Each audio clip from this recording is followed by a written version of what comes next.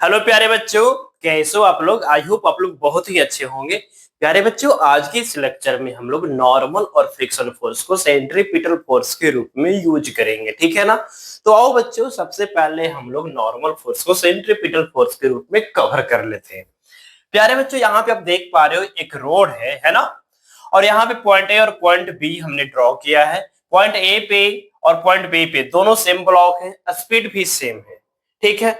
अब यहाँ पे हमें कैलकुलेट करना है कि किस पॉइंट पे नॉर्मल ज्यादा होंगे, ठीक है ना। तो उसके लिए सबसे पहले आपको क्या करना होगा, दोनों पॉइंट पे आप सर्कुलर पाथ ड्रॉ कर लो। चलो, हमने यहां भी ड्रॉ कर लिया और यहां भी ड्रॉ कर लिया, ठीक है। चलिए, दोनों पॉइंट पे हमने सर्कुलर पाथ ड्रॉ कर लिया, ठीक है सर। प्यारे बच्चों, यहाँ का सेंटर यहाँ पे होगा इस सर्कुलर पाथ का, और इस सर्कुलर पाथ के लिए सेंटर ऊपर में हो जाएंगे। यहाँ पे आपका बेट किधर आएगा, बेट आपका नीचे आ जाएगा, लेकिन कांटेक्ट इस सरफेस पे, ये रोड पे जो ब्लॉक कांटेक्ट है, तो कांटेक्ट के कारण नॉर्मल किधर जाएगा, नॉर्मल सरफेस के परपेंडिकुलर जाएगा। तो नॉर्मल इधर ऊपर आ जाएगा और यहाँ पे बेट आपका नीचे आ जाएगा, ठीक है क्या। Okay sir. तो हम दोनों पॉइंट को अच्छे से स्टडी करते हैं, ठीक है ना। ओके, एट पॉइंट ए, ठीक है ना, एट पॉइंट ए की बात करते हैं हम लोग। एट पॉइंट ए की अगर हम बात करेंगे, ठीक है ना, पॉइंट ए की बात करेंगे, तो बताना जरा ध्यान से। इसके लिए सेंटर यहाँ पे आ गया, इसका मतलब सेंट्रीपिटल एक्सीलरेशन नीचे आएगा, और जिधर सेंट्रीपिटल एक्सीलरेशन, इवन जिधर एक्सीलरेशन होता है उधर वाले फोर्स को पॉजिटिव काउंट करते हैं, और उसके जस्ट अपोजिट वाले को नेगेटिव काउंट करते हैं। यहाँ पे हमारे पास सेंट्रीपिटल एक्सीलरेशन किधर होगा, ऊपर होगा। इसका मतलब ऊपर वाला फोर्स पॉजिटिव, नीचे वाला फोर्स नेगेटिव हो जाएगा, ठीक है क्या। ओके, तो एट पॉइंट ए की बात करते हैं, तो हमें मालूम है कि यहाँ पे mg हो जाएगा माइनस में normal at point A equal to M we square by में रेडियस एट पॉइंट ए का, ठीक है क्या। Okay sir. अब यहाँ की अगर बात करें हम, अच्छा यहाँ से पहले नॉर्मल निकाल लेते हैं। तो नॉर्मल एट पॉइंट ए क्या हो जाएगा, नॉर्मल हो जाएगा mg और माइनस में एम वी स्क्वायर बाय में आर ए, ठीक। Okay sir. अब हम आते हैं at point B, at point B, ठीक है ना, एट पॉइंट बी। बच्चों, अगर हम पॉइंट बी की बात करते हैं, ठीक है ना, एट पॉइंट बी, तो यहाँ पे आप देखना जरा ध्यान से, नॉर्मल आपका ऊपर होगा, तो नॉर्मल फोर्स आपका पॉजिटिव होगा और वेट आपका नेगेटिव होगा, equal to M we square by में आर वी, ठीक है। Okay sir. अब यहाँ पे हमारे पास जो नॉर्मल होगा वो क्या हो जाएगा, एम जी और प्लस में एम वी स्क्वायर बाय में आर वी। अब यहाँ पे रेडियस पॉइंट ए का और पॉइंट बी का अलग अलग हो, इससे भी कोई फर्क नहीं पड़ता। बस केवल यहाँ पे आप देख पा रहे हो कि यहाँ पे mg में ये वाला फैक्टर माइनस हो रहा है और यहाँ पे mg में ये वाला फैक्टर ऐड किया जा रहा है। यानी एक चीज तो क्लियर हो गई कि यहाँ पे नॉर्मल जो हमारे पास बी पॉइंट पे आया है ना, बी पॉइंट पे जो नॉर्मल आया है वो ज्यादा आया है। यानी कि normal at point B is greater than normal at point A, है ना, होने भी चाहिए। देखो जरा कैसे, यहां पे और यहां पे सेंट्रीपिटल एक्सीलरेशन यहाँ पे किधर आया, नीचे। यहाँ पे सेंट्रीपिटल एक्सीलरेशन किधर आया, ऊपर। तो यहाँ पे सेंट्रीपिटल एक्सीलरेशन क्या नॉर्मल की तरफ गया, नहीं सर। क्या यहाँ पे सेंट्रीपिटल एक्सीलरेशन नॉर्मल की तरफ गया, यस बिल्कुल गया। इसका मतलब जिधर एक्सीलरेशन उधर वाला फोर्स ज्यादा होता है, यानी कि यहाँ पे हमारे पास जो नॉर्मल होगा ना, ये ज्यादा होगा किसके रिस्पेक्ट में, एट पॉइंट ए के रिस्पेक्ट। क्लियर है क्या, आगे चले। यस। अब यहाँ पे हमने दोनों पॉइंट पे, पॉइंट ए पे पॉइंट बी पे नॉर्मल हमने देखा। नॉर्मल कैसे दोनों जगह पे निकाला, by the help of centripetal force. अब हमारे पास बच्चों आएगा डेथ बिल, क्या आएगा, मौत कुआं, जो कि हम लोग बचपन से वही देखते आ रहे हैं कि उसमें बाइक कार वगैरह लोग चलाता है और वो गिरता नहीं है, आसानी से इजीली वे में वो उसमें चलाता है। लेकिन आप अगर गौर से देखोगे तो वो मौत कुआं नहीं होता, वो एक बैंक रोड होता है, ठीक है ना, जो हम लोग डे टू डे लाइफ में जो देखते हैं, जिसमें बाइक कार लोग चलाते हैं, वो आपका डेथ बिल नहीं होता, बल्कि वो क्या होता है, वो होता है एक बैंक रोड होता है, ठीक है ना। तो बैंक रोड पे चलाना आसान हो जाता है। डेथ बेल जो मौत कुआं होता है या जो रोटर होता है ना, वो आपका सिलिंड्रिकली शेप में होता है, ठीक है ना। लेकिन जो हम लोग मौत कुआं देखते हैं वो सिलिंड्रिकल शेप में रहता है क्या? नहीं रहता है। इस तरीके का आपको शेप देखने को मिलेगा, ठीक है। ओके प्यारे बच्चों, तो डेथ बेल में हमारे पास क्या होता है? एक सिलिंड्रिकल शेप रहता है, ठीक है। ओके चलिए हमने यहाँ पे बना लिया। अरे भाई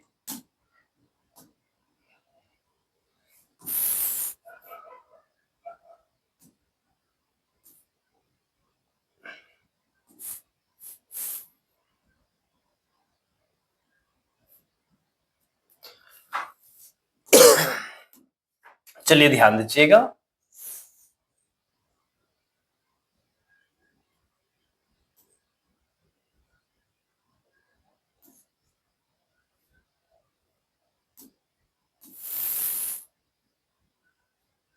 एक हमने यहाँ पे बना दिया। चलिए ये आपका क्या हो गया? सिलेंडर यानी कि मौत कुआं। अब इस मौत कुआं के वॉल के रिस्पेक्ट में, कांटेक्ट में, ठीक है ना, ये वॉल है ना, इसके कांटेक्ट में एक ब्लॉक जो होगा वो मूव कर रहा होगा। इसको हम रंग डाल देते हैं। चलो अब जरा देखना ध्यान से। ये इस मौत कुआं में इवन इसे रोटर भी बोल सकते हो आप, ठीक है ना। इवन आप इसे रोटर भी बोल सकते हो, ठीक है। ओके अब इसमें क्या कर रहा होगा? ये बंदा घूम रहा होगा। अगर ये घूम रहा होगा ये बंदा, तो इस तरीके के सर्कुलर पाथ पे घूम रहा होगा, ठीक है ना। इस तरीके के सर्कुलर पाथ पे घूम रहा होगा। इसका सेंटर यहाँ कहीं होगा, तो ये वाला डिस्टेंस आपका रेडियस हो जाएगा, ठीक है। ओके अब यहाँ पे देखो, यहाँ पे सेंटर की तरफ क्योंकि कंटिन्यूअसली यहाँ पे डायरेक्शन चेंज कर रहा है, तो चेंज कर रहा है तो यहाँ पे आपका डायरेक्शन चेंज कर रहा है, तो भाई कोई सेंट्रीपिटल एक्सीलरेशन होगा। सेंट्रीपिटल एक्सीलरेशन के लिए सेंटर की तरफ फोर्स चाहिए। अब यहाँ पे सेंटर की तरफ फोर्स कौन दे रहा होगा? इसको बताओ। सेंटर की तरफ इसको कौन फोर्स दे रहा होगा? सेंटर की तरफ इसको फोर्स दे रहा होगा नॉर्मल। क्यों? जब बॉडी कांटेक्ट में है तो यहाँ पे नॉर्मल आ रहा होगा। तो नॉर्मल जो होगा बच्चों ध्यान देना, यहाँ पे जो नॉर्मल होगा आपका वो सेंट्रीपिटल फोर्स हो जाएगा, और जो कि होता है एम वी स्क्वायर बाई में आर, ठीक है। ओके सर अब यहाँ पे हमें ये बताओ, क्या ये ब्लॉक की टेंडेंसी नहीं होगा कि ये नीचे आ जाएगा? है ना, नीचे आने की टेंडेंसी नहीं होगा क्या? यस होगा। क्यों? क्योंकि इसका वेट नीचे लग रहा होगा। तो इसका वेट बच्चों नीचे लग रहा होगा। इसका वेट किधर लग रहा होगा? नीचे लग रहा होगा। लेकिन ये नीचे नहीं आ रहा है। ब्लॉक जो है आपका, ध्यान सुनेंगे, ब्लॉक जो है आपका वर्टिकली रेस्ट पे है ना। वर्टिकली आपका रेस्ट पे है। ब्लॉक आपका वर्टिकली रेस्ट पे है। तो वर्टिकली रेस्ट पे यानी कि एमजी को कोई अपोज किया होगा, वो कौन अपोज करेगा? फ्रिक्शन, ठीक है क्या? यस। अब यहाँ पे देखो, बॉडी को यहाँ पे क्या नीचे गिरा देना है क्या? नहीं। तो फिर तो वो सेफ रहेगा ही नहीं ना। उसको तो घूमना है, नीचे नहीं आना है, ठीक है ना। नीचे स्लिप नहीं करवाना है। हाँ नीचे मूव करते करते करते आएगा, लेकिन स्टैटिक फ्रिक्शंस के फॉर्म में रहेगा, काइनेटिक फ्रिक्शंस के फॉर्म में नहीं रहेगा। तो यहाँ पे जो फ्रिक्शन होगा और यहाँ पे जो एमजी है, फ्रिक्शंस का वैल्यू एमजी से ज्यादा होने चाहिए या उसके बराबर होने चाहिए, राइट। ओके तो फॉर सेफ, ध्यान सुनिएगा, फॉर सेफ, सेफ के लिए हमारे पास जो फ्रिक्शन है वो ज्यादा होना चाहिए या इक्वल होना चाहिए? किसके? एमजी से, ठीक है क्या? क्लियर है? क्या कोई प्रॉब्लम है? ओके एफएस मैक्सिमम की बात कर रहे हैं, ठीक है क्या? ओके अब यहाँ पे बताओ जरा ध्यान से, यहाँ पे हमारे पास ये जो एफएस मैक्सिमम आया, इसको आप लोग क्या बोलोगे? म्यू इंटू एन बोलोगे। बोलोगे क्या? बिल्कुल बोलोगे। अब यहाँ पे हम लोग, अब यहाँ पे देखते हैं, हम लोग मिनिमम लेकर के चलते हैं, ठीक है ना, कि मिनिमम कितना रिक्वायरमेंट होना चाहिए, मिनिमम कितना स्पीड ये इसके पास हो कि ये नीचे ना आए। तो मिनिमम के लिए आपको इक्वल वाला फैक्टर लेके चलना पड़ेगा, है ना। तो इक्वल वाला फैक्टर हमने ले लिया, mu into a equal to m into g, और एन क्या है हमारे पास? M we square, m we square by में आर।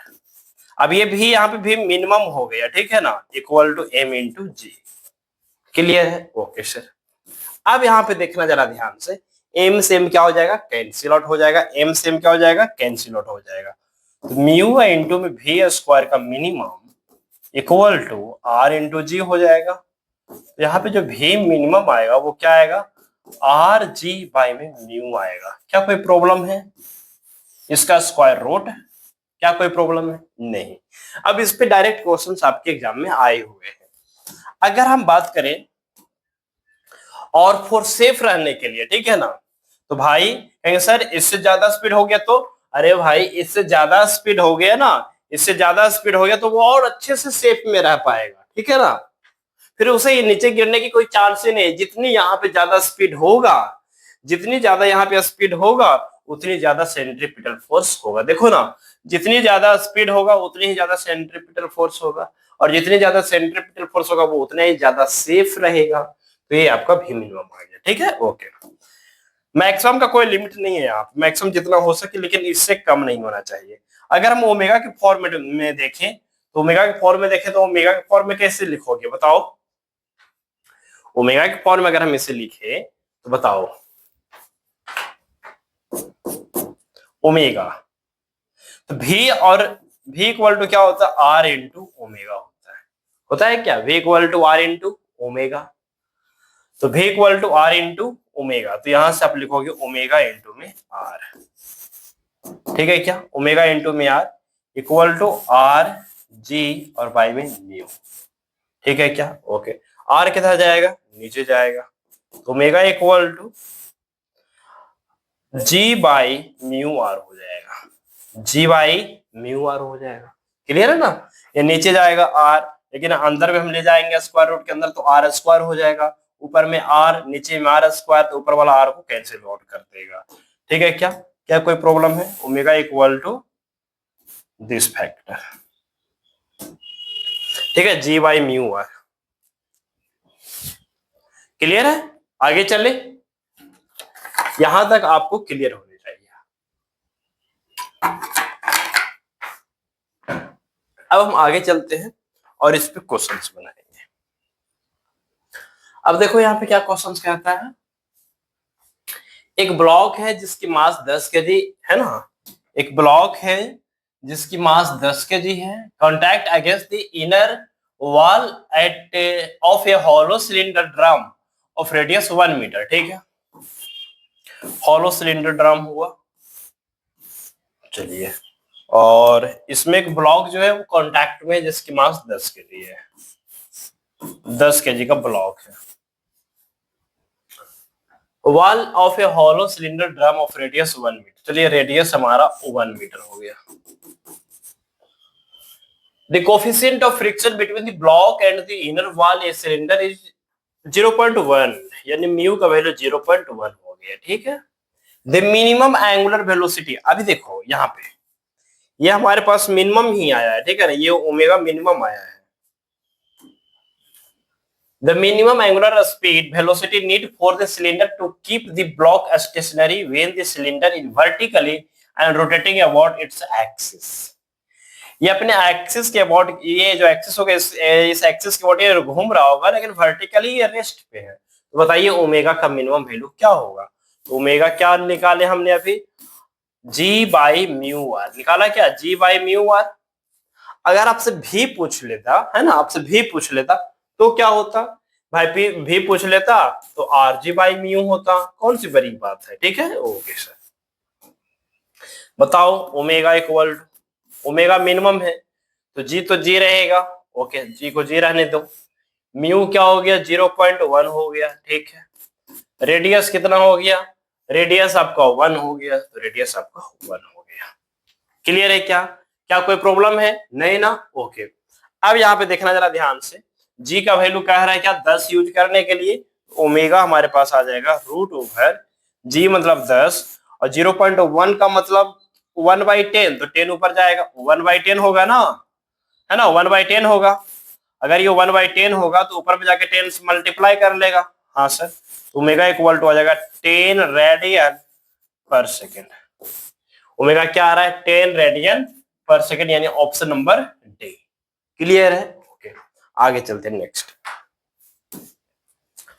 अब यहाँ पे देखो क्वेश्चन क्या कहता है, बहुत ही प्यारा क्वेश्चन है। कहता है a smooth circular groove as a smooth vertically wall as so in the figure. ठीक है, बहुत ही अच्छी बात है। यानी यहाँ पे क्या है ना, कटोरी जैसे कुछ बना हुआ है, यहाँ पे कुछ बेस है और ये बाल के कांटेक्ट के साथ मूव कर रहा है। ठीक है ना, यहाँ पे आप देख रहे हैं एक ब्लॉक है, ये ब्लॉक है एक, है ना, ये ब्लॉक इस वर्टिकली वॉल के रिस्पेक्ट में कांटेक्ट में मूव कर रहा है। ठीक है, अच्छी बात है। तो इसका मतलब क्या हुआ, इसके ऊपर सेंटर की तरफ है ना एक नॉर्मल लग रहा होगा, नॉर्मल फोर्स। अब ये नॉर्मल यहाँ पे क्या क्या काम करेगा, ये जो नॉर्मल है आपका, वो आपका mv²/r का काम करेगा, यानी सेंट्रीपिटल फोर्स का काम करेगा। ठीक है, a block of mass m moves against the wall with a speed v। Speed कितना है, देखो v दिया हुआ है। Which of the following curve represent the correct relation between the normal reaction on the block by the wall and speed of the block v। यानी कि n और v का कर्व देखना, तो m और r को हटा दीजिए, तो n directly proportional to v², यानी पाराबोला के फॉर्म में आ गया n और v²। तो n आपका ऊपर में, v यहाँ पे, तो यहाँ पे रिलेशन कुछ इस तरीके का बन जाएगा, option number A, right. Okay, ये आपका जेईई मेंस 2022 का था। चलिए नेक्स्ट, अब आएगा हमारे पास फ्रिक्शन सेंट्रीपिटल फोर्स के रूप में। बहुत ही सिंपल है, क्या कहा जा रहा है, फाइंड मैक्सिमम, और ये डायरेक्ट क्वेश्चंस आपके एग्जाम में आए हुए, मेंस में भी और आपका नीट में भी। Find maximum shape speed on the flat circular path. Okay, जैसे सपोज दैट कोई फ्लैट सर्कुलर पाथ है, ठीक है ना, फ्लैट सर्कुलर टर्निंग हो गया, उस पे मैक्सिमम हमारा कितना स्पीड रहेगा ताकि हम सेफ रह पाए। ऐसा तो नहीं होगा कि सर्कुलर टर्निंग है और हम अपना स्पीड जितना मर्जी उतना बढ़ा दें, ये तो नहीं संभव है, अब बिल्कुल संभव नहीं है। ओके, दूसरी पॉइंट ये कि अगर हमारे पास रोड बनी हुई है और हम सर्कुलर पाथ पे मूव कर रहे हैं और वो सर्कुलर पाथ आपका फ्लैट है, तो वहां पे सेंटर की तरफ फोर्स कौन लगाता है, तो आंसर आएगा फ्रिक्शन फोर्स। कौन? Friction force.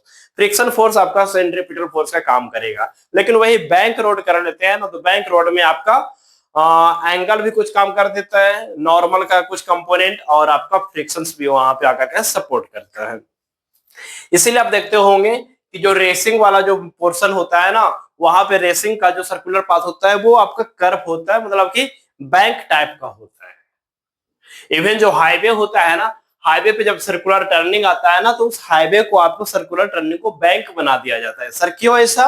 ऐसा इसलिए बच्चों, क्योंकि हाईवे पे स्पीड बहुत ज्यादा होती है, कार का, बस का, जो भी मूव कर रहा है, कार वगैरह, उस व्हीकल की स्पीड काफी ज्यादा होता है हाईवे पे, और स्पीड काफी ज्यादा होता है, और अचानक सर्कुलर टर्निंग आ जाता है ना, तो उसको बैंक बना दिया जाता है।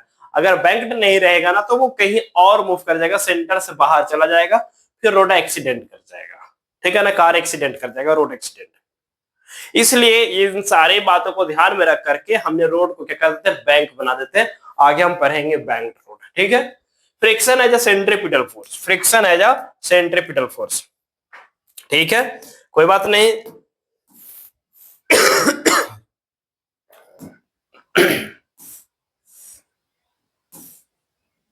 अरे भाई,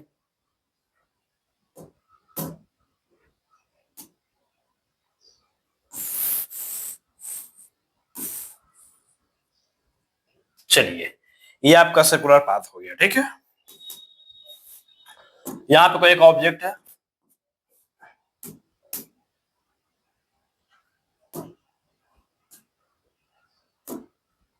यहाँ पे कोई एक ऑब्जेक्ट है,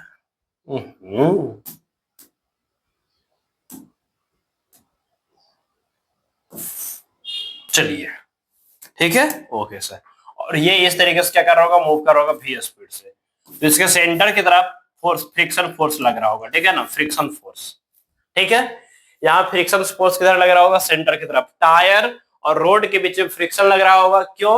क्योंकि दूर जाने की कोशिश कर रहा होगा, तो फ्रिक्शन आपको सेंटर की तरफ लग जाएगा। ठीक है, तो यहाँ पे एफ जो है आपका फ्रिक्शन है, एफ क्या है आपका, फ्रिक्शन, जो कि सेंट्रीपिटल फोर्स का काम करेगा। ठीक है ना, जो कि आपका सेंट्रीपिटल फोर्स का काम करेगा। सेंट्रीपिटल फोर्स का काम करेगा। ठीक है, ओके। तो फ्रिक्शन हमारा क्या हो जाएगा, फ्रिक्शन हो जाएगा mv स्क्वायर बाय में r। ठीक है, ओके। अब क्वेश्चन ये उठ गया, क्या ये वर्टिकली क्या रहेगा, भाई वर्टिकली ये रेस्ट पे रहेगा क्योंकि फ्लैट सर्कुलर टर्निंग है, ठीक है ना, यानी हॉरिजॉन्टल हुआ।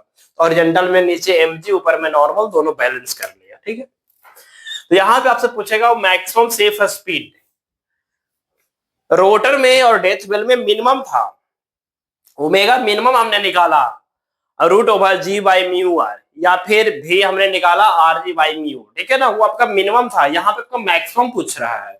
तो मैक्सिमम के लिए आपको ये जो एफ है ना, इसको इस एफ का मैक्सिमम वैल्यू कितना होगा, म्यू इंटू एन, क्योंकि यहाँ पे सर्कुलर पाथ पे मूव हम इसलिए कर पा रहे हैं क्योंकि यहाँ पे फ्रिक्शन प्रेजेंट है। तो फ्रिक्शन के भरोसे हम यहाँ पे सर्कुलर पाथ पे मूव कर रहे हैं। तो बताओ फ्रिक्शन के भरोसे सर्कुलर पाथ पे हम कितना देर तक मूव कर पाएंगे, कितने स्पीड तक मूव कर पाएंगे, वही आपका स्पीड निकालना है।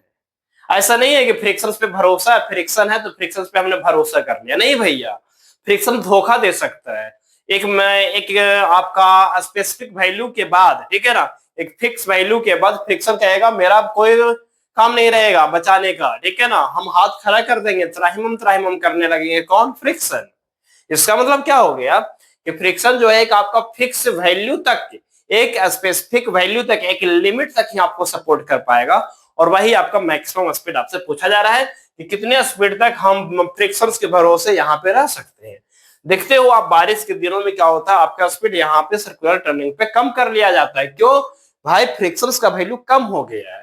फ्रिक्शंस का वैल्यू कम हो गया तो फ्रिक्शंस के भरोसे अगर हम चल रहे हैं तो अपना स्पीड को कम कर लेंगे ना। ओके, तो F equal to mu into N हो जाएगा मैक्सिमम वैल्यू, तो एम भी स्क्वायर भी मैक्सिमम हो जाएगा बाय में आर। ठीक है, म्यू एन हमारा क्या हो जाएगा, एम जी हो जाएगा, एम भी स्क्वायर मैक्सिमम बाय में आर, राइट। ओके, एम से एम कैंसिल हो जाएगा, हाँ सर, तो भी मैक्सिमम स्पीड कितना हो जाएगा, म्यू जी आर हो जाएगा, म्यू जी आर। लो ये आ गया आपका, ये आ गया है आपका मैक्सिमम सेफ स्पीड आ गया है आपका, यानी कि इससे ज्यादा आप बिल्कुल भी नहीं चलोगे। क्या आपसे पूछेगा, यहाँ पे क्वेश्चन पूछ सकता है कि क्या फ्लैट सर्कुलर टर्निंग पे जब बॉडी मूव करता है तो क्या उसकी मास पे डिपेंड करता है, नहीं नहीं, मास पे स्पीड नहीं डिपेंड करता। आप कार हो, आप कार से ट्रेवल करो, साइकिल से ट्रेवल करो, ट्रैक से ट्रेवल करो, जिससे भी ट्रेवल करो, करना है करो, आपके मास से कोई मतलब नहीं है, बस इतना स्पीड होना चाहिए। अगर इससे ज्यादा स्पीड अगर आपका साइकिल का भी हो गया तो आप चले जाओगे। ठीक है, ओके, तो यहां से आपका ये आ गया, does not depend on mass of the body, does not depend on mass of the body, mass of the body, mass of the body, body के मास पर डिपेंड नहीं करेगा। ठीक है, आगे चलते नेक्स्ट। अब आ गया बैंक रोड। अभी बैंक रोड को हम लोग ऑलरेडी लगभग चीजें पोर्शन हमने लिख करके लाया है ताकि आपका टाइम बच सके। यहाँ पे देखना जरा ध्यान। बैंक रोड का मतलब क्या होता है ना, जो फ्लैट सर्कुलर टर्निंग था ना, उसको कुछ एंगल पे उठा दिया जाता है, तो वो आपका बैंक रोड हो जाता है।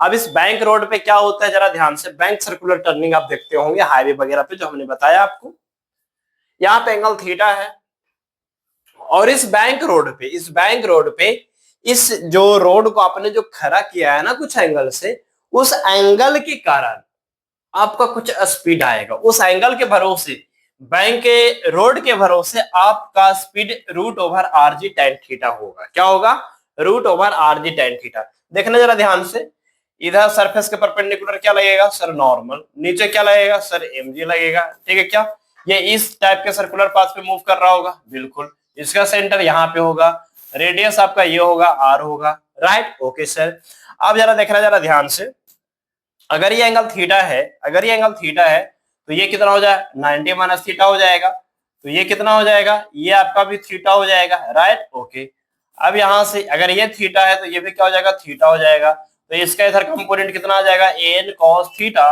और सेंटर की तरफ कितना आ जाएगा, एन साइन थीटा। क्या आ जाएगा, एन साइन थीटा। इसका मतलब क्या हो गया कि एन साइन थीटा जो है हमारा, वो सेंट्रीपिटल फोर्स का काम करने लगा, that means mv square by r का काम करने लगा, और एन कॉस थीटा जो है वो mg को बैलेंस कर लिया। एन कॉस थीटा जो है आपको mg को बैलेंस कर लिया, ठीक है। दोनों को डिवाइड करो तो साइन बाई कॉस आपका tan हो जाएगा, और यहाँ से mm कैंसिल हो जाएगा, v स्क्वायर बाई में rg हो जाएगा। तो यहाँ से v आपका क्या आ जाएगा, rg tan थीटा आ जाएगा। क्या आ जाएगा, rg tan थीटा रूट में, वही तो हमने लिखा है, v equal to rg tan theta. क्या कोई प्रॉब्लम है? नहीं। यानी ये जो हमारे पास आया ये सुटेबल स्पीड आया है, ठीक है ना। आपसे पूछेगा सुटेबल स्पीड क्या होता है, तो root over are G tan theta होता है। और सुटेबल स्पीड में फ्रिक्शंस की कोई जरूरत नहीं होता है, सुटेबल स्पीड में आपका कोई फ्रिक्शंस की नीड नहीं होता। ओके, अब क्वेश्चन ये उठ गया, क्या इस पाथ पे, इस बैंक रोड पे हम सुटेबल स्पीड से ज्यादा स्पीड नहीं कर सकते? ऑफ कोर्स कर सकते हो, ऑब्वियस कर सकते हो। अब यहाँ पे देखना जरा ध्यान से, यहाँ पे हमारे पास ये जो रोड है हमारे पास, ठीक है ना, ये जो रोड है हमारे पास, इस रोड पे इससे ज्यादा स्पीड कर सकते हो क्योंकि यहाँ पे फ्रिक्शन भी प्रेजेंट है, ठीक ठीक है ना। तो फ्रिक्शन अगर प्रेजेंट है तो फ्रिक्शन के भरोसे भी कुछ स्पीड बढ़ाया जा सकता है। ओके, तो फ्रिक्शन के भरोसे अगर स्पीड बढ़ाया जा सकता है तो कितना बढ़ाया जा सकता है, मैक्सिमम कितना आएगा, मैक्सिमम आएगा root over are g into में mu cos theta plus sine theta divided by cos theta minus mu sine theta. ये डायरेक्ट क्वेश्चन आया हुआ है नीट 2016 में, ठीक है ना। क्लियर है क्या? ओके, आपका मिनिमम आपका ये हो जाएगा। क्लियर है क्या? इसमें ज्यादा हम डेप्थ में नहीं जाएंगे कि मैक्सिमम होगा तो ऊपर फ्रिक्शन लगेगा नीचे फ्रिक्शन लगेगा, ये सब मैटर नहीं करता है हमारे पास, ठीक है ना, लास्ट टाइम पे बिल्कुल नहीं। आगे चलते हैं नेक्स्ट। अब देखो यहाँ पे कुछ क्वेश्चंस है। क्वेश्चंस कहता है, a car of mass 800 kg is taking turn on a bank road of radius 300 metre, ठीक है। मास आपका कितना है, आपका 800 kg है, ठीक है ना, 800 kg है। और रेडियस आपका कितना आ गया, रेडियस आपका आ गया 300 मीटर। एंगल कितना आ गया 30 डिग्री, जो कि काफी ज्यादा होता है, 30 डिग्री काफी ज्यादा होता है। If coefficient of static friction आपका 0.2 है, ठीक है क्या। Then the maximum speed with which car the turn safety, ठीक है ना। तो बताओ यहाँ पे मैक्सिमम स्पीड का वैल्यू क्या था, मैक्सिमम स्पीड का फॉर्मूला क्या था, root over are G mu cos theta plus sine theta divided by cos theta minus में म्यू साइन थीटा। बस यहां से उठाओ और वहां पे पुट कर दो, ठीक है। क्या है speed, root over are G mu cos theta plus sine theta divided by cos theta minus mu sin theta। I am right, है ना। cos theta minus mu sin theta, mu cos theta plus sin theta, ठीक है। Okay, बस अब value put कर लो, आ जाएगा answer. अब बात रहा मास का, तो मास पे तो कोई फर्क पड़ता ही नहीं है। तो मास हमारा 800 kg का आ गया, तो मास तो जरूरत नहीं है। आर का वैल्यू पुट करो, जी का वैल्यू पुट करो, जी का वैल्यू आई होप गिवन होगा, यस गिवन है, उसको तो वैल्यू पुट कीजिए, आंसर आ जाएगा। क्लियर है क्या? ओके, आगे चलते हैं नेक्स्ट। अभी आपका नीट 24 का कहता है, एक ऑब्जेक्ट को स्ट्रिंग में बांध करके उसे घुमाया जाता है ओमेगा स्पीड से और उसका टेंशन टी है। सेकंड में कहता है कि अगर उसका स्पीड 2 ओमेगा हो जाता है, ठीक है ना, 2 ओमेगा, तब बताइए टेंशन क्या होगा। सिंपल है, टेंशन आपका सेंट्रीपिटल फोर्स हो जाएगा जो कि होता है एम आर ओमेगा स्क्वायर। तो टेंशन आपका हो जाएगा ओमेगा स्क्वायर, ये फैक्टर तो कांस्टेंट हो जाएगा दोनों फैक्टर में, क्योंकि मास वही है, रेडियस वही है। टी डैश आपका हो जाएगा बताना जरा, सेकेंड पार्ट में ओमेगा कितना हो गया, 2 ओमेगा, तो 2 ओमेगा का होल स्क्वायर हो जाएगा। टी डैश जो हो जाएगा वो हो जाएगा 4 ओमेगा स्क्वायर, और ओमेगा स्क्वायर क्या आपका टी है, तो टी डैश आपका क्या हो जाएगा 4t हो जाएगा। क्या हो जाएगा 4t। क्लियर है? ओके, आगे चले नेक्स्ट। ये क्वेश्चन बहुत ही अच्छा है, देखो क्या कहता है, एक सर्कुलर टेबल, एक सर्कुलर टेबल है हमारा, is rotating with an angular velocity omega, omega speed से पूरा पूरा सर्कुलर टर्निंग, पूरा पूरा सर्कुलर प्लेट को घुमाया जा रहा है ओमेगा रेडियन पर सेकंड से। About its axis see figure, there is a smooth groove, यहाँ पे जो स्मूथ ग्रोव है ये ठीक है, और यहाँ पे एक ऑब्जेक्ट को रख दिया जाता है। There is a smooth groove along a radial direction on the table, table पे रेडियल डायरेक्शन में एक स्मूथ ग्रोव बना हुआ, स्मूथ है यानी कि किसी भी टाइप पे यहाँ पे फ्रिक्शन प्रेजेंट नहीं है। ये steel ball is gently placed at a distance of 1 metre, ये डिस्टेंस आपको देख रहा हो 1 मीटर है, on the groove, all the surface are smooth if the radius of the table is 3 metre, radius आपका 3 मीटर है। The radial velocity of the ball with respect to the table at the time ball lifts the table is x to omega, ठीक है ना। जब ये lift कर जाता है, भाग जाता है, मतलब यहां से बाहर आ जाता होगा, तब उस समय स्पीड हमारा इतना है। तो बताइए x का वैल्यू क्या होगा, x का वैल्यू क्या होगा। बहुत ही सिंपल है, ठीक है ना, बहुत ही सिंपल है, देखना जरा ध्यान से।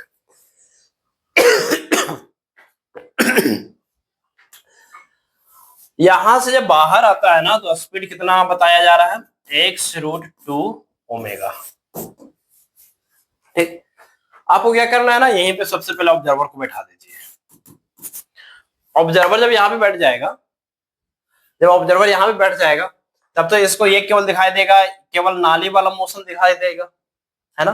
अब देखना जरा ध्यान, जब इसको घुमाया जाएगा ना, तो ये जो स्टील का जो बॉल था वो इस पाथ पे बाहर की ओर मूव कर जाएगा, उस इस ग्रुप में बाहर की ओर मूव कर जाएगा। क्यों, ध्यान सुनिएगा। जब इसे सर्कुलर पाथ में घुमाया जा रहा होगा ना, तो फ्रिक्शन नाम का कोई चीज नहीं है जो इसको बाहर जाने से रोकेगा। तो जब इसको घुमाया जाएगा ना, तो ये बाहर की ओर मूव करेगा। अब बाहर की ओर मूव करेगा तो ये ऑब्जर्वर क्या देखेगा कि ये तो बाहर की ओर स्ट्रेट लाइन पे मूव कर रहा है ना। यस, यानी कि यहाँ पे इसके ऊपर जो एसी है वो वर्क करेगा। क्या वर्क करेगा, एसी। एसी क्या होता है आपको मालूम होगा, क्या होता है, वी स्क्वायर बाई आर, या फिर आर इंटू ओमेगा स्क्वायर, ठीक है। तो R into omega square, right, okay. अब जो सेंट्रीपिटल एक्सीलरेशन इसके ऊपर आया, वो इसको बाहर की ओर लगेगा, है ना, इसके ऊपर बाहर की ओर लग रहा होगा, तो बाहर की ओर लग रहा होगा और स्ट्रेट लाइन में मूव कर रहा होगा, तो होगा DV by D equal to R into omega square, ठीक है, ओके। लेकिन यहाँ पे एक्स का फंक्शन है, तो एक्सीलरेशन को एक्स के फॉर्म में लाना पड़ेगा, तो डीवी बाई डी एक्स, ठीक है ना, V DV by D X, clear है। अब यहाँ पे आर की जगह पे लिखो एक्स इंटू में ओमेगा स्क्वायर, तो यहां से हमारे पास वी डीवी इक्वल टू क्या हो जाएगा, एक्स ओमेगा स्क्वायर इंटू में डी एक्स। इंटीग्रेट कर दो, तो इंटीग्रेट करेंगे तो क्या हो जाएगा, वी डीवी हो जाएगा इक्वल टू ओमेगा स्क्वायर बाहर आ जाएगा, क्या हो जाएगा, एक्स डी एक्स हो जाएगा, बिल्कुल। अब इसे आप डिफरेंस इंटीग्रेट करोगे तो ये हो जाएगा वी स्क्वायर बाय में 2, ठीक है, वी स्क्वायर बाय में 2, ये हो जाएगा ओमेगा स्क्वायर, फिर हो जाएगा एक्स स्क्वायर और बाय में 2, क्लियर है। एक्स स्क्वायर बाय में V square by 2 omega square, और एक्स कहां से कहां जा रहा है, इस पॉइंट से इस पॉइंट तक आया, यानी कि 1 से 3 पे आ गया ना, इसका मतलब एक्स स्क्वायर बाय 2 यहां पे कर लो, और यहाँ पे लिमिट हमारे पास आ जाएगा, पहले आ गया 1 फिर आ गया 3, राइट, ओके। 2 से 2 उड़ा दो, V square equal to omega square, और इंटू में कितना आ जाएगा, यहाँ पे इंटू में यहाँ पे आ जाएगा 3 का स्क्वायर करोगे ना, तो 3 का स्क्वायर करोगे तो 9 आ जाएगा, और 1 आ जाएगा, तो 9 माइनस 1, तो वी स्क्वायर इक्वल टू क्या आ गया, वी स्क्वायर इक्वल टू आ गया 8 इंटू में ओमेगा स्क्वायर आ गया, राइट, ओके। तो v इक्वल टू क्या हो जाएगा 2√2 और क्या हो जाएगा ओमेगा, ओके। अब आपके क्वेश्चंस में क्या है, v का वैल्यू, आपके क्वेश्चन में v का वैल्यू है x इंटू में √2 और क्या ओमेगा। अब कंपेयर करो, कंपेयर कर लो, यहाँ पे ओमेगा की जगह पे ओमेगा, √2 की जगह पे √2 और x की जगह पे क्या आ गया 2, दैट मींस x का वैल्यू क्या आ जाएगा 2 आ जाएगा, खत्म। x का वैल्यू क्या आ जाएगा 2 आ जाएगा, ओके, क्लियर है। आगे चलते हैं next.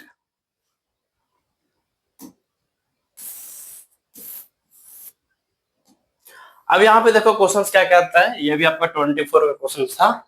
A particle moving with uniform speed in a circular path maintains. अगर आपका एक पार्टिकल जो है यूनिफॉर्म स्पीड से सर्कुलर पाथ में मूव करता है, तो बताना जरा ध्यान से, अगर सर्कुलर पाथ पे यूनिफॉर्म स्पीड से मूव करता है तो क्या उसकी वेलोसिटी सेम होगा, नहीं। वेलोसिटी में डायरेक्शन भी आता है जो कि हर इंस्टेंट पे बदलता है। डायरेक्शन बदलने के कारण सेंट्रीपिटल एक्सीलरेशन आएगा, ओके, बस अब इतना से आपका आंसर आ जाएगा। कांस्टेंट वेलोसिटी बिल्कुल नहीं, varying velocity and varying acceleration बिल्कुल बिल्कुल होगा, यही, ये भी नहीं और ये भी नहीं। कांस्टेंट एक्सीलरेशन नहीं, कांस्टेंट वेलोसिटी नहीं। नेक्स्ट, अब देखो यहाँ पे क्या कहता है क्वेश्चन, कहता है a particle moves in x y plane according to rule x equal to, अच्छा, x equal to a sin omega t, ठीक है, a sine omega t, y equal to है ए कॉस ओमेगा टी। आपसे पूछा जा रहा था बताइए फाइनली पार्टिकल का पाथ किस फॉर्म में होगा, इलिप्टिकल होगा, सर्कुलर होगा, पैराबोलिक होगा, क्या होगा देख लेते हैं। तो दोनों का स्क्वायर करके ऐड कर लो तो x square plus Y square, a square common हो जाएगा, sine square omega t plus cos square omega t. ठीक है, ये क्या हो जाएगा 1 हो जाएगा, तो x square plus Y square equal to A square, ये आपका आ गया। यानी कि आप इसको बोलते हैं सर्कुलर पाथ यानी circle, this is the equation of circle. Clear है क्या?